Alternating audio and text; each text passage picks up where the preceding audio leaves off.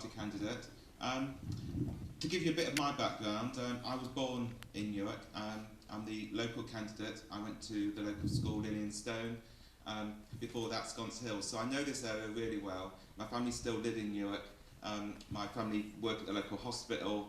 I work for the trade union Unison, and I work in Lincolnshire within the NHS. So I speak with the trusts within Lincolnshire on a daily basis and see what difficulties they're facing with the financial restrictions that they've been placed under over the last few years and years to come. And I'm standing because I want to give an alternative for Newark in the Newark by-election. You've had the Labour and Conservative governments of previous years which have brought us to where we are today, brought us to public services being downtrodden and not fit for purpose. Newark Hospital being downgraded almost on a sort of month-by-month basis. I talk to my sister who works there and she tells me of difficulties that the hospital is facing. We've got a massive, magnificent building, but that's not used to its full potential. And that's because of the Labour policies that brought in PFI in the first place, which made the local hospital trust have a massive debt it's got to repay. So the money it has to go into debt before it can start to even think about supplying care. We've got the Conservative government then that built on those bridges that Labour put forward to cross and then to continue the privatisation of the health service, and supported by the Lib Dems. If the Lib Dems hadn't gone into coalition with the Conservative government, they wouldn't have been able to do half of the amount of damage that they have done, and Newark Hospital as well as hospitals today. The same goes absolutely for the education service as well.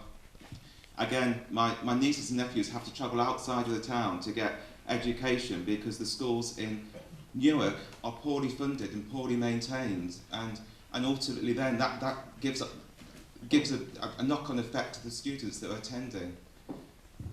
The Green Party is offering an alternative, a reinvestment into these public services, an end to austerity. We've really got to the point where the cuts they can't be cut back any further. The NHS in particular has got down to the absolute bottom it can do. It's facing further reductions over the coming years, and it just cannot survive doing that. Privatisation will be increasingly coming in, and ultimately that is where all the policies of the other parties that are on this panel today are leading us to a private NHS service, which I don't think anybody believes in. The weekend saw a surge in support for UKIP, and I just wonder how many people who voted for UKIP over the weekend actually understand what UKIP stands for. It is really difficult because actually if you go onto the UKIP website it's very difficult to find any policies that UKIP have, and in fact they don't have any policies, they don't have a parliamentary manifesto at the moment. So you're actually voting for a candidate who doesn't have policies on a national basis at the moment. And will reject any idea of policies that are ever put to them, and the more maverick ideas. I sometimes think it's an obligation to be a maverick, to be a member of UKIP.